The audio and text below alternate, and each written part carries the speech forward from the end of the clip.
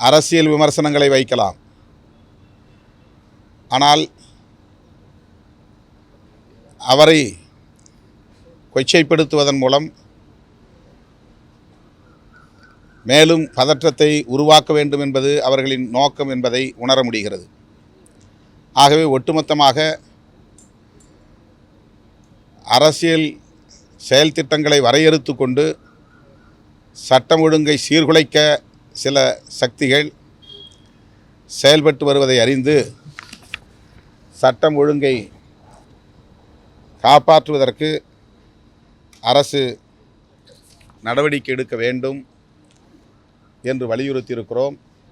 சட்டம் ஒழுங்கை சீர்குலைக்கக்கூடிய சமூக விரோதிகளை பாதுகாக்கக்கூடிய, அடைக்கலம் தரக்கூடிய அமைப்பினர் அல்லது கட்சியினரையும் கண்காணிக்க வேண்டும், அவர்கள் மீதும் உரிய நடவடிக்கை எடுக்க வேண்டும் என்று கோரிக்கை மனுவாக வழங்கியிருக்கிறோம். அத்துடன் நீட் தேர்வு குறித்தும் கிரிமினல் சட்டங்களை சீராய்வது தொடர்பாகவும் மனு ஒன்றை அளித்திருக்கிறோம். அதற்காக அனைத்து கட்சி கூட்டத்தை உடனே கூட்ட வேண்டும். இன்றைக்கு இந்திய அளவிலே பேசப்படக்கூடிய ஒன்றாக மாறியிருக்கிறது நீட் தேர்வு சிக்கல்.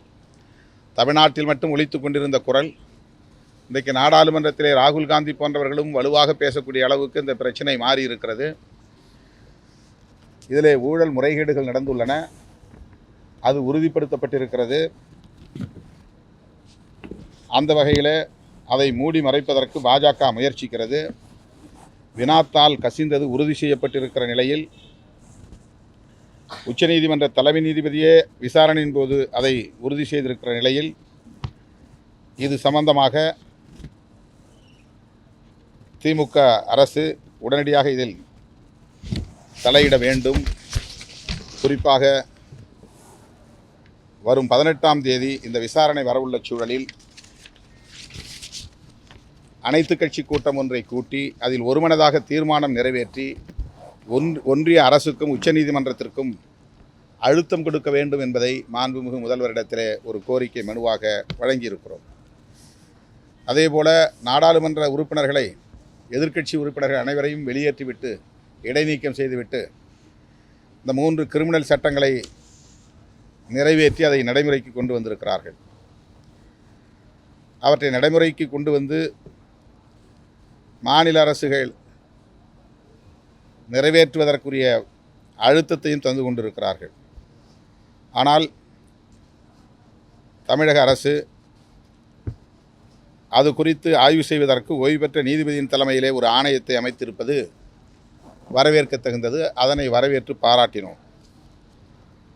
இது தொடர்பாக இந்தியா கூட்டணி கட்சிகள் ஆளும் மாநிலங்களில் இதேபோல திருத்தம் கொண்டு வருவதற்கு நடவடிக்கை எடுக்க வேண்டும் என வலியுறுத்தி அந்த கூட்டணி கட்சிகளின், தோழமை கட்சிகளின் முதல்வர்களுக்கு தமிழ்நாடு முதல்வர் கடிதம் எழுத வேண்டும், அவர்களை தொடர்பு கொண்டு அழுத்தம் கொடுக்க வேண்டும் என்பதையும் வலியுறுத்தியிருக்கிறோம். அத்துடன் திரு ஆம்ஸ்ட்ராங் அவர்களின் உடலை பொதுமக்களின் பார்வைக்காக அரசு பள்ளி வளாகத்திலே வைப்பதற்கு அனுமதி அளித்து, உரிய பாதுகாப்பையும் அளித்து, அமைதியான முறையில், கண்ணியமான முறையில் அவருடைய உடலை அடக்கம் செய்வதற்கு அரசு ஒத்துழைத்ததற்காக எமது நன்றியையும் முதல்வருக்கு தெரிவித்தோம். ஆம்ஸ்ட்ராங் அவர்களின் இல்லத்திற்கு சென்று அவருடைய பாதிக்கப்பட்ட துணைவியாரையும் சந்தித்து ஆறுதல் சொன்னது எமக்கு ஆறுதல் அளிக்கிறது. அதையும் அவரோடு நாங்கள் பகிர்ந்து கொண்டோம்.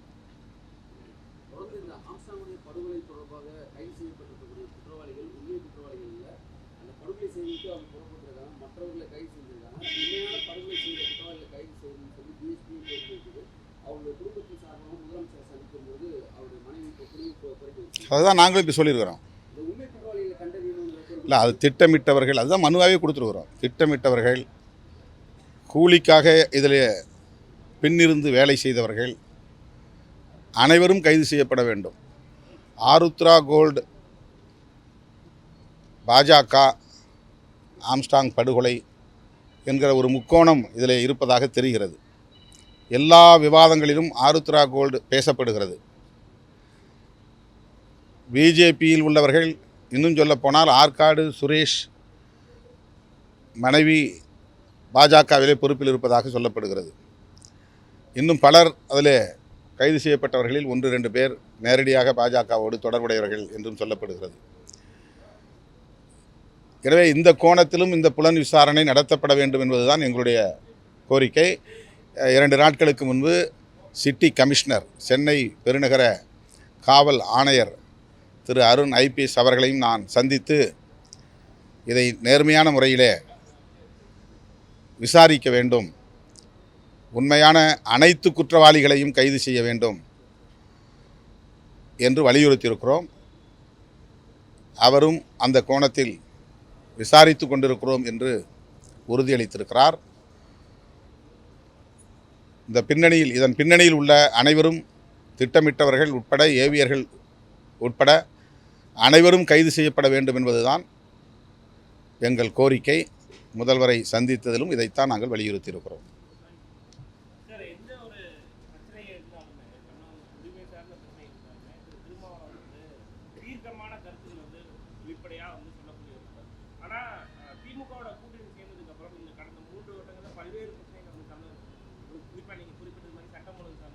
இது ஒரு கற்பனையான குற்றச்சாட்டு. கூட்டணியில் இருந்து கொண்டே நாங்கள் எடுத்த நடவடிக்கைகளை, போராட்டங்களை வேறு எந்த கட்சியும் கூட்டணியில் இருந்தால் எடுத்திருக்க முடியாது. அதை பாராட்டுவதற்கு, வரவேற்பதற்கு மனமில்லாத, காழ்ப்புணர்வு கொண்டவர்கள் வைக்கிற ஒரு தரம் குறைந்த விமர்சனம் இது. இந்த 3 ஆண்டு காலத்தில் நாங்கள் நடத்திய போராட்டங்களை வேறு எந்த கட்சியும் நடத்தியது கிடையாது. கள்ளக்குறிச்சியிலே உடனடியாக அந்த இடத்திற்கு நான் போய் 2 நாள் இருந்து அந்த மக்களை எல்லாம் சந்தித்து ஆறுதல் சொன்னதோடு மட்டுமில்லாமல், ஒவ்வொரு குடும்பத்திற்கும் தலா 10,000 ரூபாய் கட்சியின் சார்பில் இழப்பீடு கொடுத்தது மட்டுமில்லாமல், உடனடியாக ஒரு மாபெரும் ஆர்ப்பாட்டத்தை நடத்தியிருக்கிறோம். மிக பெரும் ஆர்ப்பாட்டத்தை நடத்தியிருக்கிறோம் சென்னையில். அதே போல் இந்த 3 ஆண்டுகளில் திருநெல்வேலியிலே நடந்த தொடர் படுகொலைகளை கண்டித்து 10,000க்கும் மேற்பட்டவர்களை ஒருங்கிணைத்து எனது தலைமையில் நான் ஆர்ப்பாட்டம் நடத்தியிருக்கிறேன். கூட்டணி கட்சியில் இருந்து கொண்டே காவல்துறையினர் முறையாக நடவடிக்கை எடுக்கவில்லை, அவர்களை கட்டுப்படுத்தவில்லை என்பதுதான் என்னுடைய விமர்சனம். அதே போல் சேலத்திலே மோரூர் பிரச்சனையில் காவல்துறையை கண்டித்து ஆர்ப்பாட்டம் நடத்தியிருக்கிறோம். அதே போல் நாமக்கல்லில் பெருமாள் என்கிற ஒரு இரவு காவலர் கொல்லப்பட்டவுடன் என்னுடைய தலைமையில் 5000 பேரை திரட்டி அங்கே ஆர்ப்பாட்டம் நடத்தியிருக்கிறோம். கிருஷ்ணகிரியில் ஓசூர் பகுதியிலே 10க்கும் மேற்பட்டவர்கள் தொடர்ந்து அந்த ஆண்டில் கொலை செய்யப்பட்டார்கள் என்ற தகவல் கிடைத்து அந்த இடத்திலே 10,000க்கும் மேற்பட்டவர்களை திரட்டி ஆர்ப்பாட்டம் நடத்தியிருக்கிறோம். வேங்கவேல் பிரச்சனையில் அடுத்த 2வது நாளே எல்லோரும் பொங்கல் புத்தாண்டு விழா கொண்டாடி கொண்டிருக்கிற நேரத்தில் டிசம்பர் 31ஆம் தேதி என்னுடைய தலைமையில் அதே இடத்தில் காவல்துறை நடவடிக்கையில் திருப்தி இல்லை என்பதை நாங்கள் வெளிப்படுத்தி போராட்டத்தை நடத்தியிருக்கிறோம். அது போதாது என்று அதன் பிறகு 2 நாள் கழித்து தமிழ்நாடு முழுவதும், ஒரு 2 வாரம் கழித்து தமிழ்நாடு முழுவதும் அனைத்து மாவட்ட தலைநகரங்களிலும் அதே வேங்கவேல் பிரச்சனைக்காக நாங்கள் போராட்டம் நடத்தியிருக்கிறோம். கூட்டணியில் இருந்து கொண்டு இவ்வளவு போராட்டங்களை முன்னெடுக்கிற ஒரு கட்சி விடுதலை சிறுத்தைகளை தவிர வேறு எந்த கட்சியும் இருக்க முடியாது. சொல்லப்போனால் திமுக தரப்பில் உள்ள பலர் நாங்கள் கூட்டணியில் இருந்து கொண்டே இந்த மாதிரியான விமர்சனங்களை வைக்கிறோம், போராட்டங்களை நடத்துகிறோம் என்பதற்காக எங்கள் மீது அவர்களுக்கு வருத்தம் உண்டு. திமுக தரப்பை சார்ந்தவர்களுக்கே வருத்தம் உண்டு.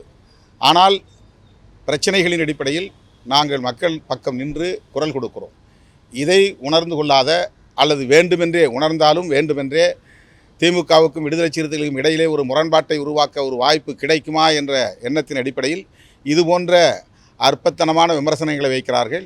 இதற்கு மேல் விடை இல்லை.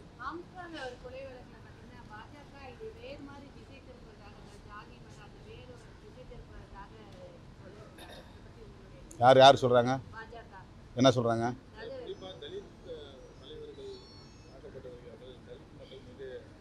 பாஜக ஆளக்கூடிய மாநிலங்களில் தலித்துகள் எல்லோரும் பாதுகாப்பாக இருக்கிறார்களா? பாரதிய ஜனதா கட்சி ஆளக்கூடிய மாநிலங்களில் தலித் மக்கள் அனைவரும் பாதுகாப்பாக இருந்தால் அவர் சொல்லுகிற இந்த கேள்விக்கு நாம் விடையளிக்கலாம். இந்தியா முழுக்க தலித்துகள் காலமாக இது போன்ற பாதிப்புகளுக்கு ஆளாகிறார்கள் என்பது யதார்த்தமான உண்மை. அரசியலுக்காக இதை பேசுகிறார்கள். பாதிக்கப்பட்ட ஆம்சாம் குடும்பத்திற்கு ஒரு நீதி கிடைக்க வேண்டும் என்று பேசுவதை விட இதை பயன்படுத்தி திமுக அரசுக்கு எதிராக என்ன ஒரு பதற்றத்தை எப்படி உருவாக்க முடியும் என்று தான் கணக்கிட்டு பேசுகிறார்கள். இந்த இடத்திலே எவ்வளோ பெரிய துயரம் எழுந்திருக்கிறது, எவ்வளோ பெரிய பாதிப்பு அந்த குடும்பத்திற்கும், கட்சிக்கும், சமூகத்திற்கும் நேர்ந்திருக்கிறது என்பதை விட இதற்கு யார் மீது பழி போடலாம், எப்படி திமுக அரசு மீது பழி போடலாம் என்று அரசியல் காரணங்கள், அரசியல் ஆதாயத்திற்காக காய்களை இவர்கள் நகர்த்துகிறார்கள். ஆகவே இது வெறும் அரசியலுக்கான விமர்சனங்களை தவிர உண்மையிலேயே பாதிக்கப்பட்ட மக்களுக்கு அல்லது குடும்பத்திற்கு ஆதரவாக பேசுகிற ஒன்றாக என்னால் பார்க்க முடியவில்லை.